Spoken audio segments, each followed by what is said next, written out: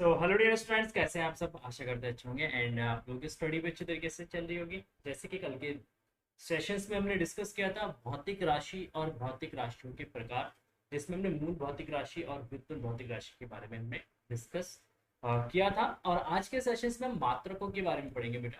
ठीक है ना, मात्रक क्या होते हैं, ठीक है, मात्रकों की कौन कौन से सिस्टम्स है, ठीक है। और मात्रक जब भी हम डिफाइन करते हैं तो उसकी क्या प्रॉपर्टीज होनी चाहिए, क्या उसके गुणधर्म होने चाहिए, उन सारी चीजों को हम डिस्कस करेंगे। कल के वीडियोस को आपने बहुत सारा प्यार दिया है, तो उम्मीद करेंगे कि इस वीडियो को भी आप बहुत सारा प्यार देंगे। जहां पर भी कोई डाउट्स होता है, कमेंट सेक्शन आप लोगों के लिए, कमेंट सेक्शन में जाइए, वीडियोस को पॉज करिए, कमेंट सेक्शन में जाइए, कमेंट सेक्शन में अपने डाउट्स को लिखिए, देन वीडियोस को देखिए।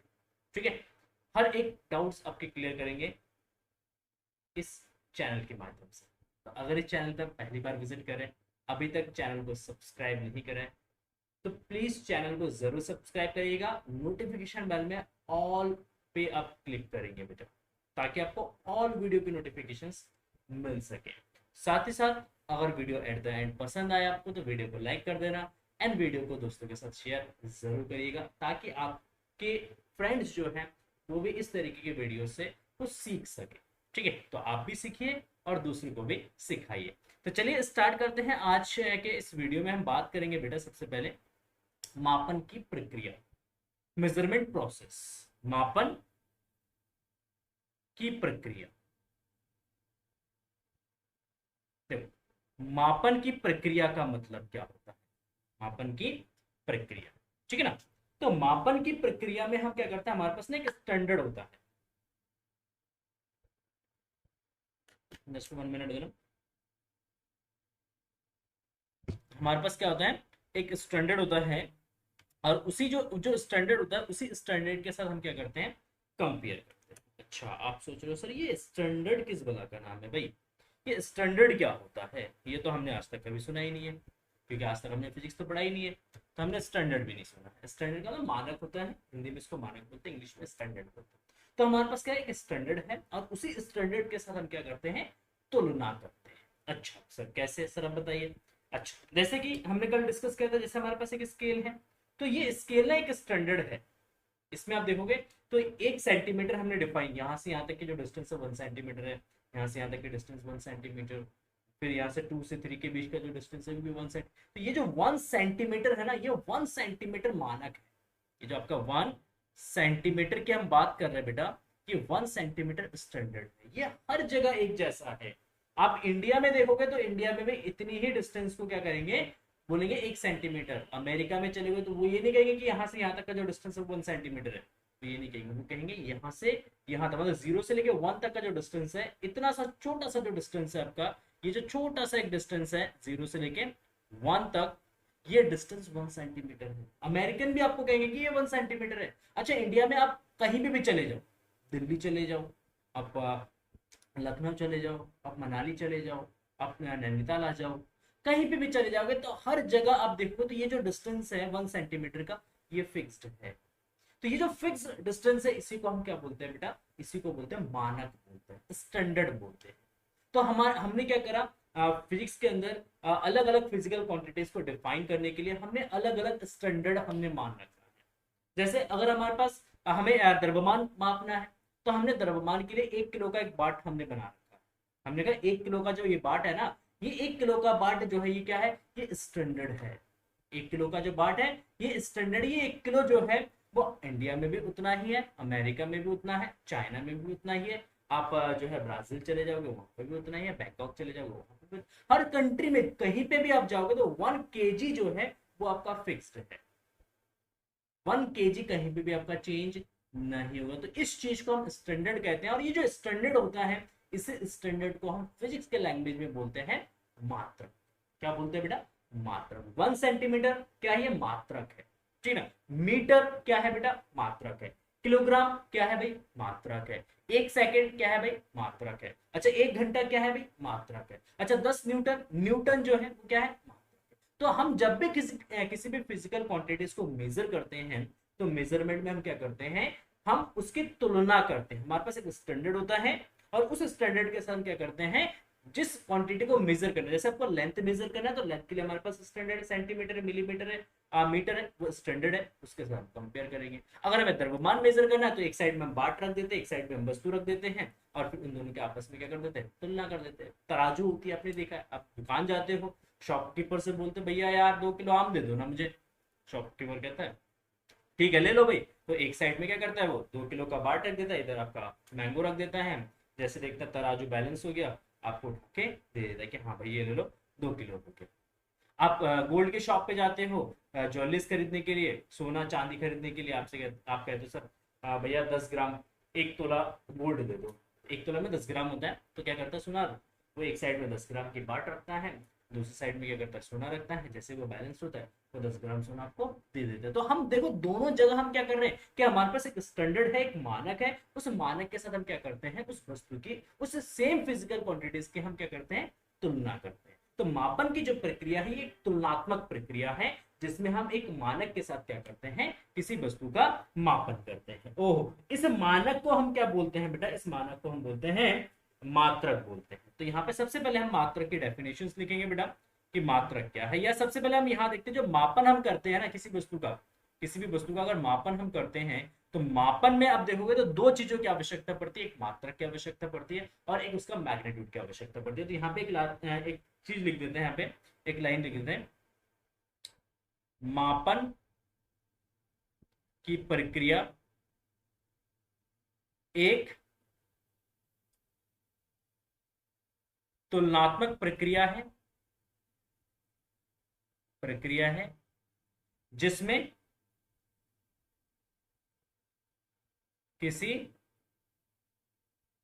भौतिक राशि के मापन के लिए उसी भौतिक राशि के मानक का मतलब मात्रक, हाँ, मानक से तुलना करते, क्या करते हैं बेटा, तुलना करते हैं। बहुत बढ़िया। तो मापन की जो प्रक्रिया, मापन की प्रक्रिया एक तुलनात्मक प्रक्रिया है, किसी भी भौतिक राशि के मापन के लिए उसी भौतिक राशि के मानक से क्या करते हैं, तुलना करते हैं। जैसे लंबाई को अगर मापना है तो लंबाई का जो मानक है मीटर, उसके साथ तुलना करेंगे। अगर आपको द्रव्यमान मापना है तो द्रव्यमान का मानक है हमारे पास किलोग्राम, उसके साथ हम मापन तुलना करेंगे। अगर हमें समय मापना है तो समय के लिए हमारे पास मानक है सेकंड, हम सेकंड के साथ उसकी तुलना करते हैं। तो ये हमारा एक मापन की प्रक्रिया हो गया। अच्छा, मापन के लिए दो चीजों की आवश्यकता पड़ती है। मापन के लिए जो मापन है, मापन के लिए दो चीजों की आवश्यकता पड़ती है। मापन के लिए दो चीजों की आवश्यकता पड़ती, कौन कौन सी भाई, पहला मात्रक, सबसे पहला क्या चाहिए आपको, मात्रक चाहिए। ठीक है, आप द्रव्यमान को माप रहे हो तो आप किस में माप रहे हो, आप किलोग्राम में माप रहे हो, आप उसको ग्राम में माप रहे हो, आप उसको टन में माप रहे हो, आप किस में माप रहे हो। तो सबसे पहले वो मानक आपको डिफाइन करना पड़ेगा। मानक क्या मतलब, मात्रक। ठीक है, तो यहाँ पे मात्रक क्या है, ठीक है, ठीक है, मात्रक को डिफाइन करते हैं, वह है सर्वमान्य मानक जिनका उपयोग, मानक जिनका उपयोग, ठीक है, जिनका उपयोग किसी भौतिक राशि,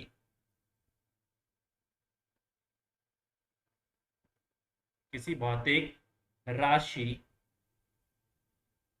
के मापन के लिए किया जाता है, मापन के लिए किया जाता। ठीक है, तो मात्रक वह सर्वमान्य, सर्वमान्य सब जगह मान्य है, हर कंट्रीज में, हर प्लेस में, हर सिटी में, हर गांव में, सब जगह वैलिड है। ठीक है, तो वह सर्वमान्य मानक जिनका उपयोग किसी भौतिक राशि के मापन के लिए किया जाता है उसको हम क्या बोलते हैं, मात्रक कहते हैं। उसको क्या कहते हैं भाई, उसको मात्रक कहते हैं, उस भौतिक राशि का मात्रक कहते हैं। तो उसके लिए उस भौतिक राशि का मात्रक कहलाता। ठीक है, उस भौतिक राशि का क्या कहलाता बेटा? मात्रक कहलाता। जैसे लंबाई का मात्रक मीटर हो गया, द्रव्यमान का मात्रक केजी हो गया, समय का मात्रक सेकंड हो गया। तो इस तरीके के मात्रक। अच्छा ठीक है। सेकंड चीज क्या किसकी जरूरत पड़ेगी भाई? इसके बाद एक दूसरी चीज की जरूरत पड़ेगी, वो होता है इसकी मैग्नीट्यूड। इंग्लिश में इसको बोलते हैं आंकिक मान, सॉरी हिंदी में बोलते हैं आंकिक। आंकिक, ठीक है। इसको इंग्लिश में बोलते हैं न्यूमेरिकल वैल्यू या मैग्नीट्यूड। लिख देता हूं मैं यहाँ पे,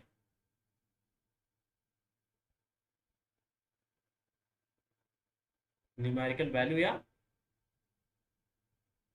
मैग्नीट्यूड। ठीक है, तो न्यूमेरिकल वैल्यू क्या रिप्रेजेंट करता है? अच्छा, आपने द्रव्यमान मापा। अच्छा, मैं आपसे पूछूं बेटा आपका वेट कितना, आपका द्रव्यमान कितना? आपने कहा सर मेरा द्रव्यमान है 56 kg। आपने बोला सर मेरा द्रव्यमान है 56 kg। अच्छा, इतना हैवी हो गया? ज्यादा मोटा तो नहीं हो? चलो कोई नहीं, चलता। तो 56 kg। अच्छा भाई 56 यहाँ पे क्या है बेटा? ये जो 56 है, ये 56 जो है भाई, ये 56 जो है मैग्नीट्यूड को रिप्रेजेंट, ये 56 जो है ये आपके आंकिक मान को रिप्रेजेंट। और यहाँ पे जो केजी है ना, ये केजी आपके मात्रक को रिप्रेजेंट। हमने कहा 10 न्यूटन, हमने कहा हमने किसी वस्तु पे 10 न्यूटन का बल लगाया। आहा, तो 10 न्यूटन जो है, 10 जो है 10 क्या है? 10 मैग्नीट्यूड। न्यूटन क्या है बेटा? मात्रक। तो इसके अंदर मात्रक के साथ जो भी एक संख्या को रिप्रेजेंट करते हैं किसी क्वांटिटी को डिफाइन करने के लिए, तो उस चीज को हम क्या बोलते हैं? आंकिक मान।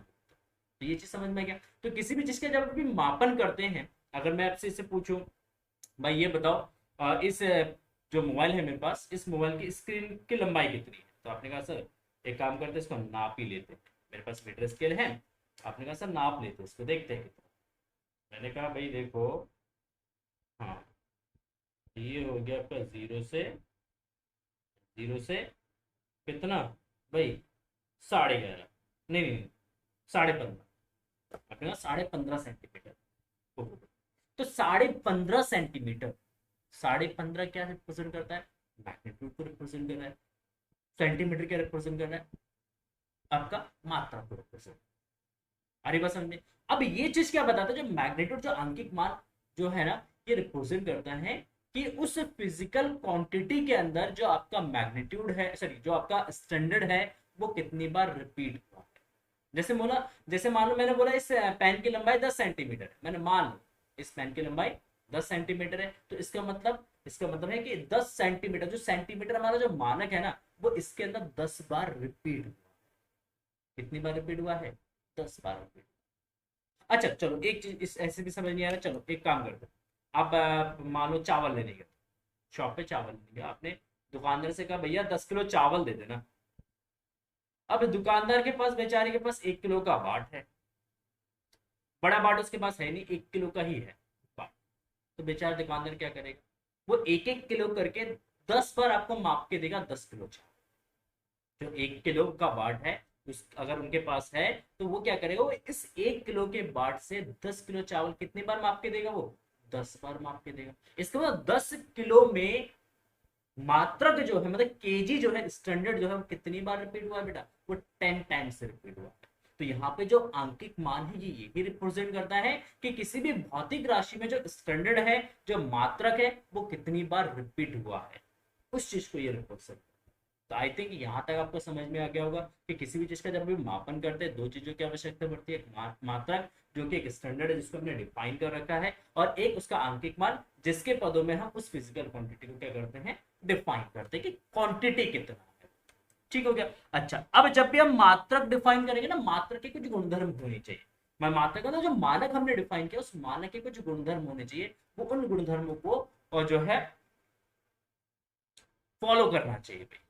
देखो, तो यहाँ पे नेक्स्ट आता है मानक के, जो मानक है हमारा, मानक का मतलब, दोबारा से बोलूंगा, मानक का मतलब मात्रक। हाँ, मानक के आधारभूत गुणधर्म। आधारभूत गुणधर्म। क्या भाई? मानक के आधारभूत। अच्छा भैया, मैंने कहा मानक मैंने डिफाइन किया भाई, मैंने कहा मैंने मानक डिफाइन किया, अच्छा करो कोई दिक्कत नहीं है। बट वो मानक जो आप डिफाइन करोगे ना, वो सुपरिभाषित होना चाहिए। ये नहीं कि आपने अभी कुछ कहा और बाद में कुछ और कह रहे हो, 5 साल बाद कुछ और कह रहे हो, नहीं। उसकी डेफिनेशन, वो जो स्टैंडर्ड है वो आज भी उतनी ही होनी चाहिए, 10 साल बाद भी उतनी होनी चाहिए। और वो जो डेफिनेशन, उसकी जो परिभाषा है, वो सबको क्लियर होनी चाहिए। ऐसे नहीं कि उस डेफिनेशन को मैं पढ़ रहा हूँ तो मेरे लिए कुछ वो अलग चीज है, आप पढ़ रहे हो आपके लिए वो कुछ अलग है, आप कुछ अलग समझ रहे हो, अच्छा कोई किसी और से पढ़ा रहे तो वो कुछ और समझ रहे हैं। तो इससे क्या होगा, जो परिभाषा है वो सुपरिभाषित नहीं होगा। तो जब भी मानक को डिफाइन करेंगे तो मानक क्या होना चाहिए, सुपरिभाषित होना चाहिए। तो सबसे पहला यहाँ पे स्टैंडर्ड की जो सॉरी प्रॉपर्टीज है बेटा, स्टैंडर्ड की जो प्रॉपर्टीज है वो क्या होनी चाहिए, मानक क्या होना चाहिए, सुपरिभाषित, सुपरिभाषित होना चाहिए। अच्छा, सेकंड गुणधर्म क्या होना चाहिए, सबसे पहला तो ये हो गया कि ये सुपरिभाषित होना चाहिए। क्या होना चाहिए बेटा, हाँ सुपरिभाषित होना चाहिए, परिभाषा इसका सुस्पष्ट होना चाहिए। सेकंड, ये सुगमता से उपलब्ध होनी चाहिए। सेकंड, सुगमता से उपलब्ध होना चाहिए। अच्छा भैया, इसका मतलब क्या है, इसका मतलब मैंने कहा ऐसा नहीं होना चाहिए कि पूरे गांव में ना एक ही स्केल हो, आपका जो गांव है और उस गांव में एक ही स्केल हो। अच्छा, अगर होगा तो क्या होगा, मैंने कहा अगर एक ही स्केल होगा, आपको भी जरूरत है, आपको आपके दोस्त की भी जरूरत है, और आपके पड़ोसी की भी जरूरत है, किसी और को भी जरूरत है। तो एक ही स्केल पाने के लिए आपको क्या करना पड़ेगा, लाइन में लगना पड़ेगा। हो सकता है आप लाइन में लगे हो 100 जने के बाद, और आपका 10 दिन बाद नंबर है। मतलब आपको एक चीज मेजर करना है और उसके लिए आपके पास मात्रक ही नहीं है, और उसके लिए आपको क्या करना पड़ रहा है, लाइन में लगना पड़ रहा है। तो क्या होगा, बहुत ज्यादा प्रॉब्लम क्रिएट होगा। ठीक है, मारा मारी होगी, लोग एक दूसरे को बहुत मारेंगे कि यार मुझे पहले चाहिए, मुझे पहले चाहिए, मुझे दे दो। हो सकता है वो छीना झपटी में टूट जाए, है ना। तो इसीलिए मात्रक या मानक जो भी हमने स्टैंडर्ड डिफाइन किया है, वो चीजें सुगमता से उपलब्ध होना चाहिए, वो हर किसी के पास होना चाहिए। अब देखो मीटर स्केल मेरे पास भी है, 2-4 होंगे मेरे पास, आपके पास भी 2-4 होंगे, आपके दोस्त के पास भी 2-4 होंगे, हर किसी के पास है। अगर नहीं है तो हम इजीली मार्केट से परचेज कर सकते हैं, बल्क में प्रोडक्शन हो रहा है इसका। तो इसीलिए कह रहे हैं कि जो स्टैंडर्ड हमारे पास है, चाहे कोई से भी स्टैंडर्ड है, चाहे आपका मेल लंबाई का है, द्रव्यमान का है, समय का है, धारा का नापने के लिए कुछ भी चीज, हम इंस्ट्रूमेंट, हमने जो डिवाइस इन्वेंट किया है, वो सारी चीजें क्या होनी चाहिए, सुगमता से उपलब्ध होना चाहिए, ताकि हर कोई उसका यूज कर सके। अच्छा भाई, सेकंड क्या होना चाहिए, थर्ड प्रॉपर्टी क्या होनी चाहिए, मैंने कहा देखो, जो हमारे पास स्टैंडर्ड है उसका साइज जो है वो सुविधाजनक होना चाहिए। आकार, आकार सुविधाजनक होना चाहिए। अच्छा, इसका मतलब जो मानक का जो आकार है वो सुविधा, अब मानक इतना बड़ा नहीं होना चाहिए कि उसको रखने के लिए पूरा एक रूम चाहिए। अगर मान लो इस स्केल की साइज इतनी बड़ी होती और इसको रखने के लिए अगर आपको एक रूम की आवश्यकता पड़ती तो आप रखते क्या उसको, नहीं रखते। अच्छा, अगर इस स्केल की साइज इतनी बड़ी होती और इसको आपको अगर यहाँ से कहीं आपके स्कूल तक ले जाना है तो आपको इसके लिए ट्रक करना पड़ता, तो सोचो, आपको एक स्कूल लेके स्केल लेके जाने के लिए आपको एक ट्रक की जरूरत पड़ेगी। तो उस केस में अगर इसका आकार बहुत बड़ा हो जाएगा तो क्या होगा, इसका आकार बहुत बड़ा हो जाने से इसको रखने में, इसको ले जाने में, इसको स्टोर करने में आपको बहुत ज्यादा यूज करना पड़ेगा। आकार बहुत बड़ा हो जाएगा तो अगर इसको यूज करना तो आपको 10 जने चाहिए इसको उठाने के लिए। अगर मान लो इसका बड़ा, बहुत बड़ा आकार है, लंबाई इसकी बहुत बड़ी है, तो फिर उसको उठाने के लिए भी तो आपको 10 जने चाहिए, लेबर रखना पड़ेगा आपको उसको उठाने के लिए, उसको यूज करने के लिए। तो इसलिए हमने कहा कि मानक जो है, हमने स्टैंडर्ड जो डिफाइन किया है, वो एक कॉम्पैक्ट साइज में होना चाहिए, एक सुविधाजनक साइज में होना चाहिए, ताकि हम उसको कैरी भी कर सके, ताकि उसको हम कहीं आसानी से स्टोर भी कर सके, ठीक है, और उसको सुविधाजनक रूप में हम क्या कर सके, उसका यूज भी कर सके। ठीक, और इसका आकार इतना छोटा भी नहीं होना चाहिए कहीं हम रख दे और वो दिखे ही ना हमें, उसको देखने के लिए सूक्ष्मदर्शी की आवश्यकता पड़े। ठीक है। तो इसलिए आकार ना तो बहुत बड़ा होना चाहिए और ना ही बहुत छोटा होना चाहिए, एक नॉर्मल साइज का आकार होना चाहिए। ठीक है। तो ये एक थर्ड प्रॉपर्टी है कि जो भी हमारे पास स्टैंडर्ड है उसका आकार क्या होना चाहिए भैया, सुविधाजनक का होना चाहिए। अच्छा, यह समय के साथ परिवर्तित, समय और स्थान के साथ परिवर्तित ना हो, यह समय व स्थान के साथ परिवर्तित ना हो। ठीक है। अच्छा भाई, इसका मतलब क्या हुआ सर, मैंने कहा देखो ये मीटर स्केल है, ये कितने सेंटीमीटर का है, ये मेरे पास 30 सेंटीमीटर का एक मीटर स्केल है। मैंने कहा ये मीटर स्केल ना आज 30 सेंटीमीटर का है, इतनी जो लंबाई है यहां से यहां तक की जो लंबाई है 30 सेंटीमीटर है। ठीक है, ये यहां से यहां तक की जो लंबाई है 1 सेंटीमीटर है। मैंने कहा देखो ये जो 1 सेंटीमीटर की जो लंबाई है ना, ये आज भी इतनी ही होनी चाहिए, और 10 साल बाद भी इतनी ही होनी चाहिए, और 1000 साल बाद भी 1 सेंटीमीटर उतनी ही होनी चाहिए। 1 सेंटीमीटर जो लेंथ है वो चेंज नहीं होनी चाहिए। जो 100 साल पहले था वो आज भी है, वो 100 साल बाद भी रहेगा, वो 1000 साल बाद भी रहेगा, उसमें कोई चेंज नहीं होना चाहिए। ठीक है। तो इसीलिए हमने कहा कि जो मात्रक है वो समय के साथ परिवर्तित ना हो। अच्छा, दूसरा स्थान के साथ भी परिवर्तित ना हो। ऐसा ना हो कि यहाँ पे आपके शहर में 1 सेंटीमीटर इतना है, यहाँ से मान लो यहाँ से 1 सेंटीमीटर है, मेरे शहर में यहाँ से यहाँ तक 1 सेंटीमीटर है, किसी और शहर में चल जाएंगे वहां से यहाँ तक 1 सेंटीमीटर है, ऐसा भी नहीं होना चाहिए। मतलब ये प्लेस टू प्लेस वेरी नहीं करना चाहिए।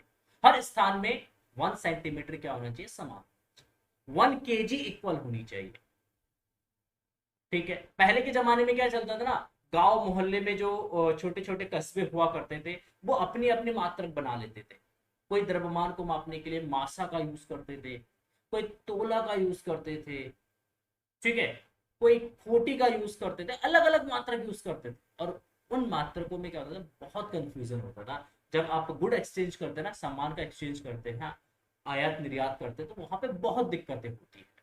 तो इसलिए मात्रक क्या होनी चाहिए, एक जैसा होना चाहिए, हर जगह समान होना चाहिए, हर कंट्री में, हर कस्बे में, हर गांव में, हर सिटी में एक जैसा होना चाहिए, यूनिफॉर्मिटी होनी चाहिए।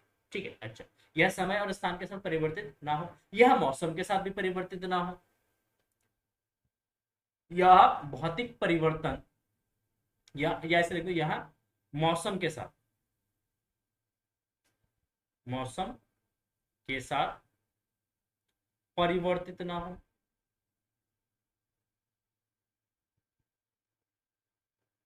मौसम के साथ परिवर्तित ना हो, क्योंकि मौसम कभी बहुत ज्यादा ठंड पड़ जाती है, कभी बहुत ज्यादा गर्मी हो जाती है, कभी बहुत ज्यादा बारिश हो जाती है। तो जब मौसम चेंज होता है तो टेम्परेचर चेंज होता है, प्रेशर चेंज होता है, एटमोस्फेयर की ह्यूमिडिटी चेंज होती है, आर्द्रता जिसको हम बोलते हैं। तो अगर ये सारी चीजें चेंज हो रही है तो उसका प्रभाव जो है मानक पे नहीं पड़ना चाहिए, स्टैंडर्ड पे नहीं पड़ना चाहिए।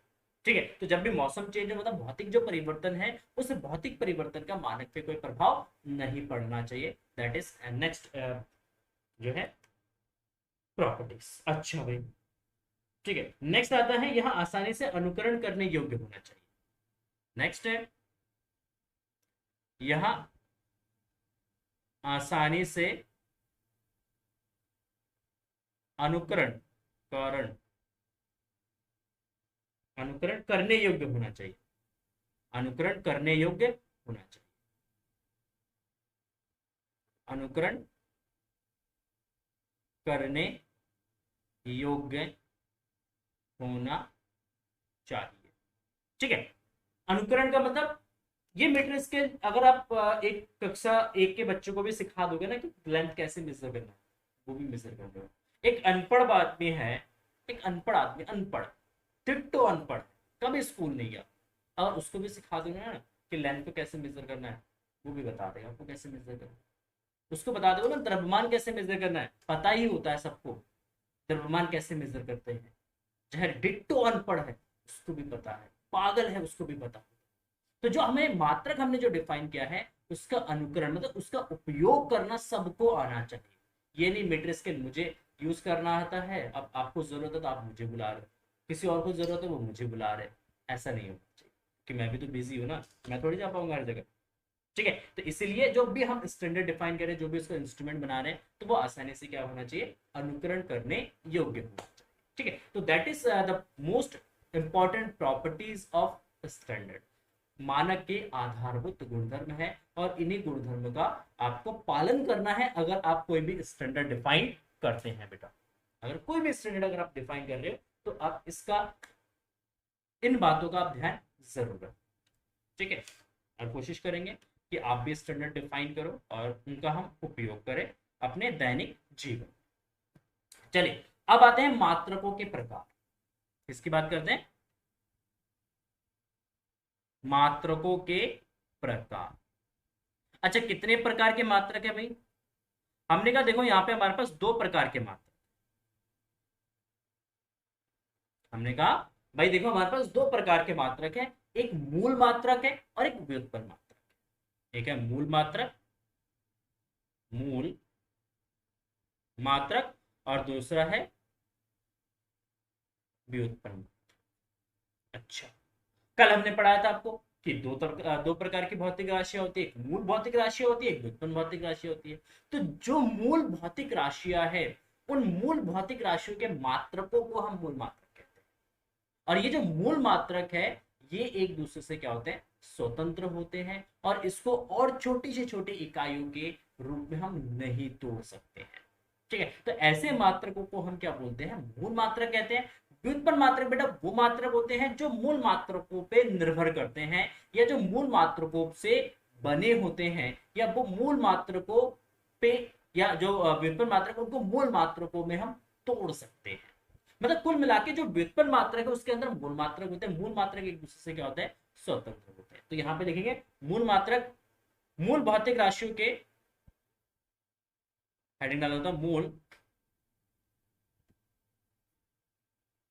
मूल भौतिक राशियों के मात्रकों को मूल भौतिक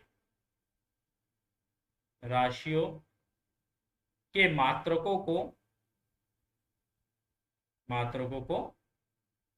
मूल मात्रक कहते हैं।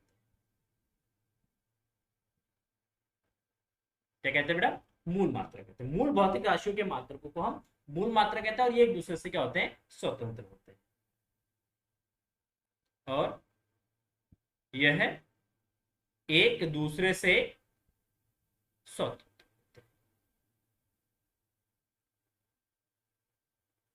स्वतंत्र ओहो, बहुत बढ़िया सर, एक बार में समझ में आ गया, एक बार में हमें याद हो गया कि मूल भौतिक राशियों के जो मात्रक होंगे उसी को मूल मात्रक कहेंगे, और ये एक दूसरे से क्या होते हैं, स्वतंत्र होते हैं। अच्छा, कितने होते हैं मूल मात्रक? तो 7 मूल भौतिक राशियां हैं, तो उनके 7 मूल मात्रक होंगे। तो हमारे पास इन फिजिक्स में 7 मूल मात्रक है बेटा। ठीक है, देयर आर 7 मूल fundamental units, there are 7 fundamental units. देखो कौन कौन से है भाई, अगर द्रव्यमान की बात करते हैं, द्रव्यमान की बात करते हैं, इसका मात्रक क्या होता है, किलोग्राम, केजी, जिसको हम बोलते हैं क्या, केजी। ठीक है, द्रव्यमान है, सॉरी द्रव्यमान करो, लंबाई है भाई, लंबाई को आप किस में मेजर करोगे, आप इसको मीटर में मेजर करते हो, तो मीटर हमारा क्या हो गया, मूल मात्रक हो गया। ठीक है, उसके बाद आप समय को मापते हो, समय को मापने के लिए आप किसका यूज करते हो भाई, सेकंड का यूज करते हो, तो सेकंड हमारा मूल मात्रक हो जाएगा। ठीक है, इसके बाद आप तापमान मापने के लिए क्या यूज करते हो, तापमान मापने के लिए आप केल्विन का यूज करते हो, तो ये केल्विन हमारा मूल मात्रक हो गया।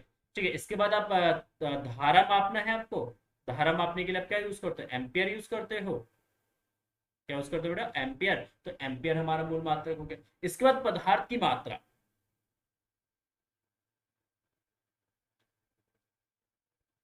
पदार्थ की मात्रा, पदार्थ की मात्रा को मेजर करना है, तो इसको आप किस में मेजर करते हो, इसको आप मोल में मेजर करते हो, किस में मेजर कर रहे हो, मोल में मेजर कर रहे हो। अच्छा भाई, इसके बाद पदार्थ की मात्रा मोल, अच्छा भाई बहुत बढ़िया।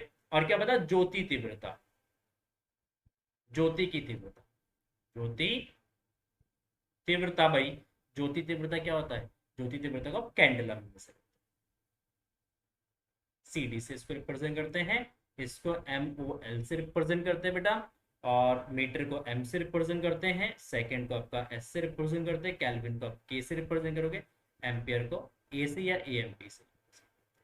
ठीक है, तो ये हमारे पास क्या है, 7 मूल मात्रक है, 7 मूल भौतिक राशियां और उनके 7 मूल मात्रक है, और ये जो मात्रक है इसी को जो है ऐसे सिस्टम के अंदर डिफाइन किया गया। अच्छा, ये तो क्या मूल मात्रक। इसके साथ ही व्युत्पन्न मात्रक क्या होते हैं भाई, व्युत्पन्न मात्रक की डेफिनेशन देखो यहाँ पे। तो व्युत्पन्न मात्रक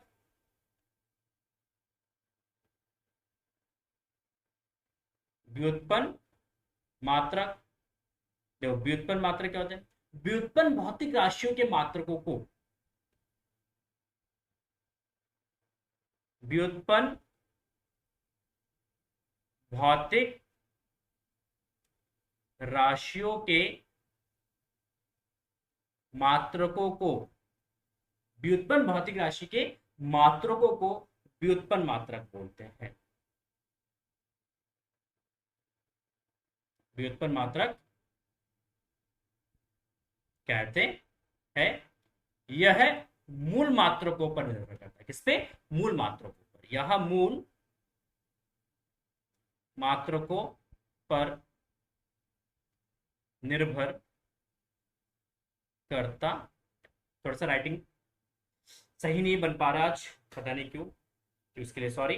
ठीक है, तो व्युत्पन्न मात्रक व्युत्पन्न भौतिक राशियों के मात्रकों को हम व्युत्पन्न मात्रक कहते हैं। यह मूल मात्रकों पर क्या करता है बेटा, निर्भर करता है। जैसे जैसे उदाहरण के लिए भाई, जैसे जैसे भाई उदाहरण के लिए जैसे बेग हो गया, बेग का मात्रक होता है बेटा, बेग का मात्रक होता है मीटर पर सेकंड होता है बेटा, ठीक है ना। त्वरण हो गया, त्वरण का मात्रक होता है मीटर पर सेकंड का स्क्वायर। जैसे आपका बल हो गया बेटा, बल जो है इसका होता है न्यूटन, ठीक है ना, आदि और भी बहुत सारे, ठीक है, आदि। तो वेग, त्वरण, बल, ये सब क्या है, ये व्युत्पन्न मात्रा, सॉरी व्युत्पन्न भौतिक राशियां है, और इनके जो मात्रक है मीटर पर सेकंड स्क्वायर, न्यूटन, ये सब क्या है, इसको हम बोलते हैं व्युत्पन्न मात्रक। ठीक है, तो अब इन व्युत्पन्न मात्रक को देखो, तो यहाँ पे मीटर मूल मात्रक है, सेकंड मूल मात्रक है, मीटर सेकंड स्क्वायर, ये दोनों क्या है, ये भी आपका मूल मात्रक। तो व्युत्पन्न मात्रक के अंदर आपको क्या दिखेंगे, मूल मात्रक। ठीक है, तो आप यही बोलते हो कि जो व्युत्पन्न मात्रक है वो मूल मात्रकों से बने होते हैं या मूल मात्रकों पर वो निर्भर करते हैं। तो यहां तक क्लियर है, मूल मात्रक और व्युत्पन्न मात्रक। अब बात करते हैं मात्रकों की पद्धति, सिस्टम ऑफ यूनिट्स। किसकी बात करते हैं, सिस्टम ऑफ यूनिट्स की बात करते हैं, मात्रकों की पद्धति की बात करते हैं, मात्रकों की पद्धति।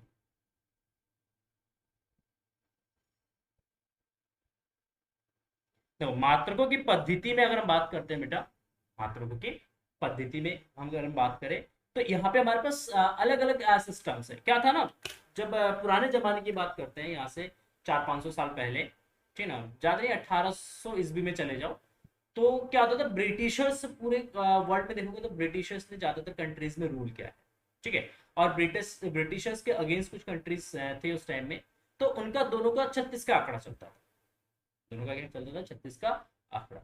तो इस खुंदस में आके उन्होंने क्या करा, इस खुंदस में आके उन्होंने क्या करा था कि अपना अपना सिस्टम उन्होंने डेवलप किया था। जो फ्रेंच लोग हुआ करते थे, फ्रांसीसी, ठीक है, उन्होंने क्या करा, उन्होंने कहा भाई देखो हम अपना सिस्टम यूज करेंगे, हम तो भाई ब्रिटिशर्स के नहीं मानते हैं, हम उनके सिस्टम को अडॉप्ट नहीं करेंगे, हम अपना सिस्टम चलाएंगे। तो फ्रेंच लोगों ने क्या करा, अपना सिस्टम उन्होंने डेवलप किया, और अपना सिस्टम उन्होंने नेम दिया सीजीएस सिस्टम।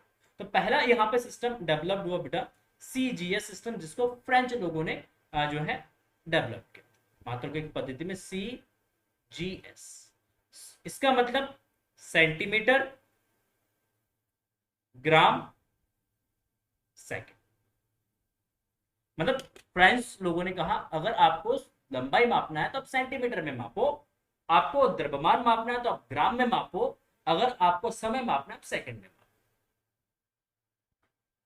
तो फ्रेंच और फ्रेंच के जो फ्रेंड कंट्रीज हुआ करते थे, फ्रेंड के साथ जो मिलके काम करते थे, उन्होंने कहा ठीक है हम यही सिस्टम अडॉप्ट करेंगे, पूरे जितने भी हम 8-10 कंट्रीज है हम इन्हीं सिस्टम्स को अडॉप्ट करेंगे। तो उन्होंने सीजीएस सिस्टम को अडॉप्ट किया, सेंटीमीटर, ग्राम और सेकंड। अच्छा, तो ब्रिटिशर्स को लगा यार हम तो इनका सिस्टम अडॉप्ट नहीं करेंगे, हम अपना सिस्टम बनाएंगे। तो फिर ब्रिटिशर्स ने क्या करा, अंग्रेजों ने क्या करा, अंग्रेजों ने कहा हम अपना सिस्टम बनाएंगे, और उन्होंने अपना सिस्टम बनाया एफ बी, इसको हम ब्रिटिशर सिस्टम भी हम बोलते हैं।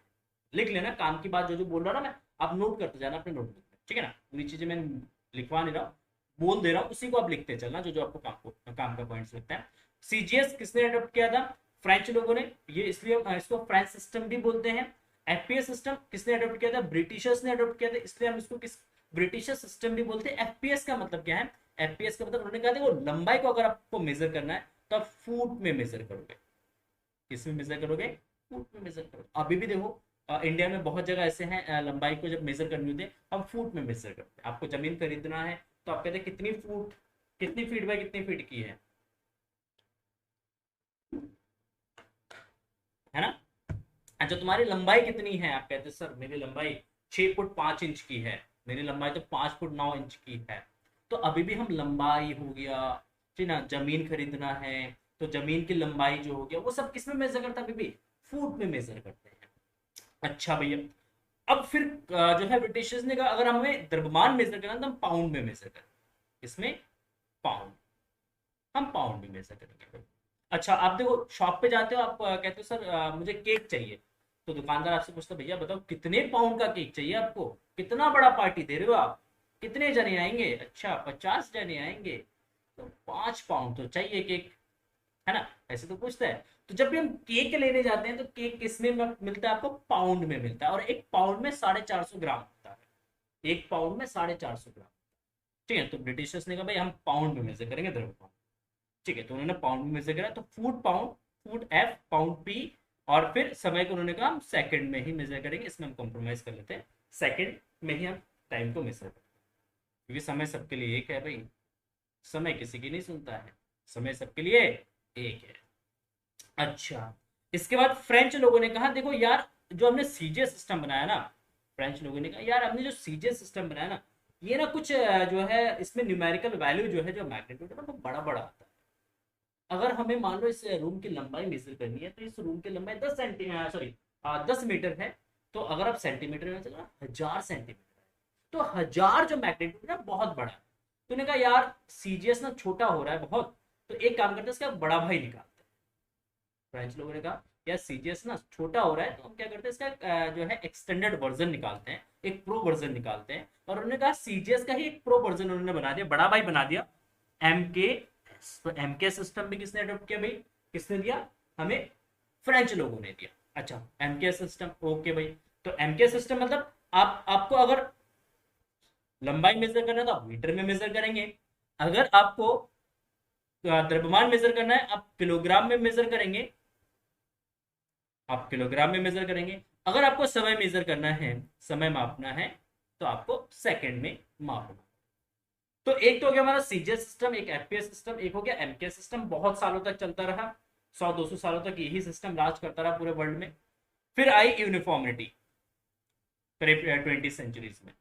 20 सेंचुरीज में क्या हुआ? सारे साइंटिस्ट बैठ गए भाई मीटिंग में, बुलाया गया सबको कि आ जाओ भाई मीटिंग है आज, सबको आना पड़ेगा। तो अलग अलग कंट्रीज से सब बड़े बड़े साइंटिस्ट फिजिक्स के आए उन्होंने, और मीटिंग अटेंड किया जेनेवा में, ठीक है ना, जनेवा, ठीक है ना, जनेवा में मीटिंग हुई, बहुत बड़ी मीटिंग हुई, कई दिनों तक मीटिंग चलती रही। उन्होंने कहा देखो यार अलग अलग कंट्रीज ना अलग अलग सिस्टम जो है अडोप्ट कर रहे हैं। ब्रिटिशर्स तो कहते हैं हम पीएस से ही हम अडोप्ट करेंगे, और जो है फ्रेंच लोग कहते हैं हम सी केसी अडोप्ट करेंगे, और उससे जो मित्रता वाली कंट्रीज है वो भी इन्हीं की ही चलते चलते अलग अलग सिस्टम्स ही यूज कर रहे हैं। तो इसमें ना बहुत प्रॉब्लम होती है हमें, अगर हम ब्रिटिशर के साथ व्यापार करते हैं, गुड्स लेते हैं उनके साथ, सामान लेते हैं, तो वो कहते हैं यार हम तो पाउंड में देंगे, और हमें पाउंड समझ में नहीं आता है, फिर हमें पाउंड बैठ के हमें पाउंड में फिर उसको कन्वर्ट करना होता है। फिर फ्रेंच लोगों से कुछ लोग होते कहते हैं यार हम किलोग्राम में देंगे, हम पाउंड में नहीं देंगे, तो उससे दिक्कत होती है, क्योंकि एक पाउंड की कॉस्ट अलग होती है, 1 किलो की कॉस्ट अलग होती है, फिर हमें कॉस्ट को मैच कराना पड़ता है, बहुत दिक्कतें आती है हमें व्यापार करने में। तो फिर सबने कहा फिर करा क्या जाए, इसका सॉल्यूशन क्या? तो सब साइंटिस्टों ने कहा भाई देखो इसका एक ही सॉल्यूशन है, हम पूरा यूनिफॉर्मिटी लेके आए, पूरे वर्ल्ड में जितनी भी कंट्रीज है उन सभी कंट्रीज में एक ही सिस्टम लागू हो, एक ही सिस्टम अडॉप्ट करे हर एक कंट्री। तो उन्होंने कहा ठीक है एक सिस्टम अडॉप्ट करते हैं। फिर लास्ट में उन्होंने सिस्टम बनाया क्या? एसआई सिस्टम, इंटरनेशनल सिस्टम, जिसको शॉर्ट में बोलते हैं इंटरनेशनल सिस्टम। ठीक है, तो बाद में हमारा सिस्टम क्या बना बेटा, तो फिर सबने कहा भाई एक इंटरनेशनल सिस्टम बनाते हैं जो पूरे वर्ल्ड में क्या हो, एप्लीकेबल हो, सारा वर्ल्ड जो है उसी सिस्टम को अडॉप्ट करे। तो फिर बाद में बनाएगा SI system, system of international, या इंटरनेशनल सिस्टम इसको बोलते हैं, अंतरराष्ट्रीय पद्धति। तो एमकेएस सिस्टम जो था हमारा, फ्रेंच लोगों का जो बड़ा भाई था एमकेएस सिस्टम, उसी एमकेएस सिस्टम को उन्होंने अडॉप्ट किया। और एमकेएस सिस्टम के अंदर 3 मात्रक थे बेटा, मीटर, किलोग्राम, सेकंड। ऐसे सिस्टम के अंदर इन्होंने क्या करा, 7 फंडामेंटल जो यूनिट्स है उनको इन्होंने अडॉप्ट किया। ऐसे सिस्टम के अंदर कितने फिजिकल क्वांटिटीज को डिफाइन किया उन्होंने, सॉरी कितने यूनिट्स को डिफाइन किया उन्होंने, उन्होंने 7 यूनिट्स को उन्होंने डिफाइन किया, फंडामेंटल यूनिट्स को। कौन कौन से, तो ऐसे सिस्टम क्या बेटा, इंटरनेशनल सिस्टम, अंतरराष्ट्रीय पद्धति है, इसको क्या बोलते हैं, मात्रकों की अंतरराष्ट्रीय पद्धति, international system of units, international system of units. ठीक है, इसको हम इंटरनेशनल सिस्टम ऑफ यूनिट्स बोलते हैं। इसके अंदर कितने फिजिकल क्वांटिटीज को डिफाइन किया, इसके अंदर 7 मूल मात्रकों को परिभाषित किया। ठीक है, इसके अंदर 7 मूल मात्रकों को क्या करा बेटा, परिभाषित किया। कौन कौन से मूल मात्रक भाई, मूल मात्रक कौन कौन से हैं, अभी आपको पढ़ा है, किलोग्राम, लिख देता हूं, केजी, मीटर, सेकेंड, एम्पियर, ठीक है, टेम्परेचर के लिए केल्विन, और इसके बाद ज्योति तीव्रता के लिए कैंडला, एन पदार्थ की मात्रा के लिए। तो ये 7 मूल मात्रक है, और इन 7 मूल मात्रकों को जो है इंटरनेशनल सिस्टम के अंदर उन्होंने अडॉप्ट किया। ठीक है, और इसके अलग अलग डेफिनेशन है, अगर आप बुक में जाएंगे बेटा इसके सभी डेफिनेशन है स्टैंडर्ड डेफिनेशन। एक स्टैंडर्ड डेफिनेशन आपको एनसीईआरटी बुक में या कोई भी आपके पास फिजिक्स की बुक है तो उसके अंदर डिफाइन हुआ कि 1 केजी को उन्होंने डिफाइन किया, 1 केजी कितना होना चाहिए, 1 मीटर कितना होना चाहिए, 1 सेकंड कितना होना चाहिए, 1 एम्पियर कितना होना चाहिए, वो सारा स्टैंडर्ड डेफिनेशन है, आपको एनसीईआरटी बुक के अंदर मिल जाएगा। तो आप उन एनसीईआरटी बुक से खाली उसको पढ़ लेना, याद करने की जरूरत नहीं है। 1 केजी की परिभाषा याद करने की जरूरत नहीं है, 1 मीटर की परिभाषा याद करने की, बस एक बार पढ़ लेना, आपको थोड़ा सा आइडिया मिल जाएगा कि हाँ 1 मीटर कितना लेंथ होता है, 1 केजी कितना द्रव्यमान होता है। ठीक है, बस इतना आपको क्या करना है, पढ़ लेना। ठीक है, क्लियर है। तो ये सेशंस, आज के सेशंस में हमने डिस्कस किया मात्रकों के बारे में, मात्रक कितने प्रकार के होते हैं, और मात्रकों के सिस्टम कौन कौन से सिस्टम्स हमने मात्रकों के लिए बनाए हैं। 4 सिस्टम हमने बनाए, सीजीएस, एफपीएस, एमकेएस और एसआई सिस्टम हमारे पास है। ठीक है, तो कल के सेशंस में हम डिस्कस करेंगे बेटा बीमा। क्या डिस्कस करेंगे हम, बीमा डिस्कस करेंगे। ठीक है, बीमा। अच्छा यहाँ पे एक चीज और बता दो, थोड़ा सा यहाँ पे ये कॉन्सेप्ट, यहाँ पे टॉपिक हमने पढ़ा था, थोड़ा सा भी ध्यान है मुझे। जैसे यहाँ पे हमने पढ़ा था ना आंकिक मान, जो आंकिक मान है, इसी टॉपिक को थोड़ा सा एक्सटेंड करता हूँ आगे मैं। हाँ, इसी टॉपिक को यहाँ पे मापन के लिए आवश्यक कि 2 चीजें, इसी को थोड़ा सा एक्सटेंड करूंगा आगे। ठीक है ना, इसको देख लेना बेटा आप लोग। देखो क्या है कि जो आंकिक, जो फिजिकल क्वांटिटी है, फिजिकल क्वांटिटी जो है पी क्यू, फिजिकल क्वांटिटी भौतिक राशि जो होती है, वो एन इंटू यू के फॉर्म में रिप्रेजेंट होता है। एन जो है आपका क्या रिप्रेजेंट करता है, ये आपके आंकिक मान को रिप्रेजेंट करता है, ये आपके आंकिक मान को रिप्रेजेंट करेगा। यू जो है आपके मात्रक को डिफाइन करेगा। तो फिजिकल क्वांटिटी, आंकिक मान और मात्रा। पहले जैसे उदाहरण के लिए हमने लिखा 10 केजी, तो 10 क्या है, आंकिक मान है, केजी क्या है आपका यूनिट है। अच्छा, अब देखो चीजें, एक चीज समझो यहाँ पे, सिंपल सी चीजें समझो भाई, एक सिंपल सी चीज मैं आपको समझाता हूँ, समझो भाई। देखो क्या है, मान लो 1 मीटर, इसको सेंटीमीटर में कन्वर्ट करेंगे तो 100 सेंटीमीटर हो जाएगा भाई। इसको मिलीमीटर में कन्वर्ट करेंगे तो कितना हो जाएगा, 1000 मिलीमीटर। ये तो होगा ना। तो अब यहाँ पे एक चीज ऑब्जर्व कर सकते हो बेटा, 1 metre is equal to 100 centimetre is equal to 1000 millimetre. तो जैसे जैसे आप मात्रकों को क्या कर रहे हो, ये मात्रक बड़ा है, फिर ये छोटा है, फिर ये उससे छोटा है। जब आप मात्रक को, मतलब यू को जब आप डिक्रीज कर रहे हो, तो देखो न्यूमेरिकल वैल्यू देखो इसका 1, फिर 100, फिर 1000, न्यूमेरिकल वैल्यू क्या है, इंक्रीज। तो जब भी हम यूनिट्स को यूनिट्स को डिक्रीज करेंगे, आपका न्यूमेरिकल वैल्यू क्या हो जाएगा, इंक्रीज हो जाएगा। या जैसे जैसे आप सिस्टम ऑफ यूनिट्स को क्या करोगे, आप इंक्रीज करोगे, तो आपका न्यूमेरिकल वैल्यू क्या हो जाएगा, डिक्रीज हो जाएगा। तो इसके रिस्पेक्ट में जो आपका न्यूमेरिकल वैल्यू है बेटा, वो क्या आ जाएगा, डिक्रीज हो जाएगा। तो आप यहाँ पे लिख सकते हैं, अतः आप यहाँ पे लिख सकते हैं कि n is proportional to 1/u, या u is proportional to 1/n, या अब ये लिख सकते हैं u इज प्रोपोर्शनल टू 1/, इसका मतलब बड़ा मात्रक छोटा न्यूमेरिकल वैल्यू, छोटा मात्रक बड़ा न्यूमेरिकल, ठीक है। तो यहां से आपका निकल के आएगा n into u is equal to नियतांक या कांस्टेंट, जिसको हम बोलते हैं। n और u का मल्टीप्लाई करोगे तो क्या मिलेगा आपको, नियतांक मिलेगा। मतलब मात्रक और न्यूमेरिकल वैल्यू का जो मल्टीप्लिकेशन है वो नियतांक मिलेगा, वो आप यहाँ पे देख सकते हैं। इन सब का वैल्यू जो है आपस में क्या है, इक्वल है, बराबर, ठीक है। तो n into u is equal to what, that is constant. तो आप यहाँ पे रिप्रेजेंट करेंगे, आप यहाँ पे लिख सकते हैं अतः अलग अलग भौतिक राशियों के लिए आप लिख सकते हैं, मात्रकों के लिए, सॉरी एक ही भौतिक राशि अलग अलग मात्रकों के लिए आप लिख सकते हैं n1 u1 is equal to n2 u is equal to n3 u3, ये आप लिख सकते हैं। इसको जस्ट एज इट इज आप ऐसे बता सकते हैं कि ये n1 u1 n2 u2 n3 u3, जैसे हमने लिखा ना 1 metre is equal to 100 centimetre is equal to 1000 millimetre, तो इसी को हमने लिखा यूनिट्स एंड मात्रक, सॉरी यूनिट्स एंड मैग्नीट्यूड के फॉर्म में n1 u1 is equal to n2 u2 is equal to n3 u3, ठीक है। तो ये एक टॉपिक जो है मिस हो गया था बीच में से, तो उसको मैंने कवर किया है। तो इस पे जरा फोकस करना, क्योंकि इसी पे डायमेंशन हम जब पढ़ेंगे, बीमा जब पढ़ेंगे, तो इसी का यूज भी उसके अंदर होना, ठीक है। तो चलिए मिलते हैं नेक्स्ट वीडियो में, तब तक के लिए thank you so much. And video पसंद है तो प्लीज वीडियो को लाइक कर देना, अपने दोस्तों के साथ वीडियो को शेयर जरूर करिएगा। 11 की फिजिक्स स्टार्ट हो गई है, अपनी क्लास में, अपने गली मोहल्ले में, हर जगह अपने फ्रेंड्स को बता दो। सॉरी एडुमी पे जो है फिजिक्स की क्लासेस और मैथ की क्लासेस जो है वो स्टार्ट हो चुका है क्लास 11 के लिए भी। तो अब रेगुलरली आपके फिजिक्स और मैथ की क्लासेस भी आएंगे, ठीक है। Thank you so much everyone, thank you and bye bye.